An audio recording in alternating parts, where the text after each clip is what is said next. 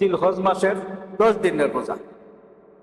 কেন তিনি আমলটা করতেন? এই 10 দিনের রোজার মধ্যে এমন কি নিয়ামত আছে যিনি জীবনে ছাড়েন না এই 10 দিনের রোজা। এক নাম্বার, আপনার যদি একটা কিতাব আপনারা খোলেন, চিটাগাঙ্গের সঞ্জুরি পাবলিকেশন এটার বাংলা করছে 12 মাসের নফল আবাদত। কিতাবটা যিনি লেখছেন ইন্ডিয়ান এক ভদ্রলোক, আল্লামা সুফি আলম ফকরি রহমাতুল্লাহ নামে একজন বুজুর্গ লোক, তিনি লেখছেন কিতাবটা। চিটাগাঙ্গের সঞ্জুরি পাবলিকেশন এটা বাংলা করছে, বাংলাটা আমার কাছে আমি পড়তেছিলাম। ফাজাইলে শুহুর কিতাবের রেফারেন্স দিয়ে তিনি লিখতেছেন, এবং ওনার লেখাটা আমাদের বাংলাদেশে আশরাফ আলী থানভী রহমাতুল্লাহ লেখা একটা কিতাব। এই কিতাবটা আমাদের আজাদ মসজিদের প্রাক্তন খতিব শামসুল হক সাহেব, অনেকে হয়তো চিনেন ওনাকে, শামসাবাদ দরবারের পীর সাহেব গাজীপুরের, তিনি এটা অনুবাদ করছেন। খুব বড় মাপের আল্লাহর ওলি, আমাদের সিলসিলারই লোক। এই বর্তমানে যে আজাদ মসজিদের খতিব আছেন, এর আগের যিনি ছিলেন, ফেলকাসে চিনতে পারছেন অনেকে, শামসুল হক সাহেব, হ্যাঁ, শামসাবাদ দরবার। ওনার এক ছেলে এখন কাউসুর আজম মসজিদের 1 শুক্রবারের খতিব মাহবুব রহমান সাহেব। মাহবুব রহমান সাহেবের আব্বা আমাদের নুরানি হুজুর গফিবাগের, আর মাহবুব রহমান সাহেব আপন ভাইরা তারা। এই মাহবুব রহমান সাহেবের আব্বা এই কিতাবটা অনুবাদ করছেন, শামসুল হক সাহেব খুব বড় মাপের আলেম। তিনি এই কিতাবটার নাম হইল নুরানি 12 চাঁদের আমল, নুরানি 12 চাঁদের আমল। এই কিতাবটার মধ্যে দেখবেন, আমার এই কথার সত্যতা পাবেন। এই 10 দিনের রোজার মধ্যে এরকম কি নিয়ামত আছে।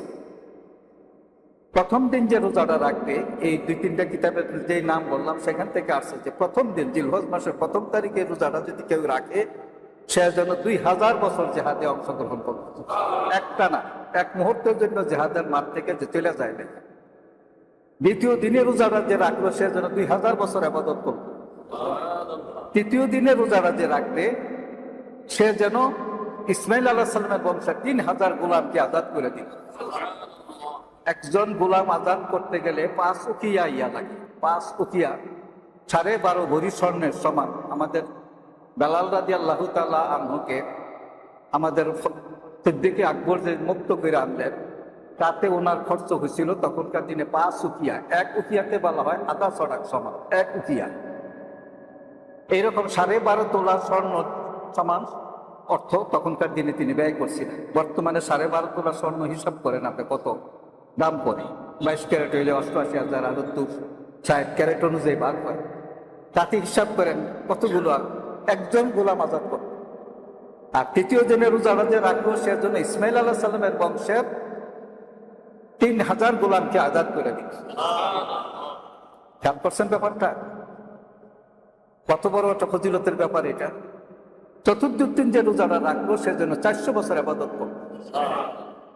পঞ্চম দিনের রোজাটা যা রাখবে এই জিলহজ মাসে, সেজন্য 5000 উলঙ্গ ব্যক্তিকে, বস্ত্রহীন ব্যক্তিকে বস্ত্র দান করবে।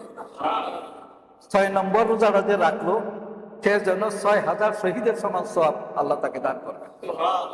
সপ্তম দিনের রোজাটা যে রাখবে, তার জন্য জান্নাতের জাহান্নামের 7টা দরজাই বন্ধ হয়ে যাবে। অষ্টম দিনের রোজাটা যে রাখবে, তার জন্য জান্নাতের 8টা দরজাই খুলে দেওয়া হবে। আর নবম দিনের রোজা আশুরার মানে আরাফাতের রোজা, কথাটা খেয়াল করবেন। আরাফাতের রোজা যেই দেশে যখন 9ই জিলহজ, সেই দিনই আরাফাতের দিবস হয়। আমাদের অনুযায়ী যেখানে 9ই জিলহজ হলো আমাদের জন্য আরাফাতের দিন হবে ইনশাল্লাহ, সেটা হবে শনিবারে। কিন্তু হজের আরাফাত দিন একদিন চাঁদ আগে উঠে গেছে, তাদের হবে শুক্রবার। তো যাই 9ই জিলহজ যে রোজাটা রাখবে, তার গত 1 বছর এবং আগামী 1 বছরের গুনাহ আল্লাহ মাফ করে দিবেন।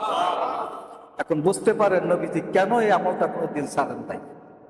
একটু চিন্তা করতে পারেন কেন ছাড়েন নাই। আপনারা আশরাফ আলী থানভী সাহেবের বইটা খুললে দেখবেন, সেখানে সূত্রটা বলছে। এরপরে এই বইটার মধ্যে আরেকটা বর্ণনা আসছে যে প্রথম দিনের রোজাটার মূল্য এত বেশি, সে যেন 36,000 বার কোরআন শরীফ খতম করল।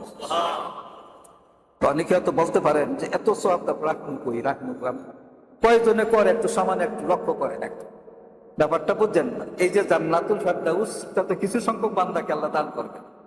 জান্নাতুল ফেরদাউস সবচেয়ে উচ্চ মাকামের যে জান্নাত, তারে এই ক্যাটাগরিতে কয়জন পড়বে চিন্তা করতে থাকেন। তো এই দিক দিয়ে এই জন্য সোয়াবের ব্যবস্থা, first class, second class, third class, বহু রকমের ব্যবস্থা, আপাততের ব্যবস্থা এখানে করে রাখছে।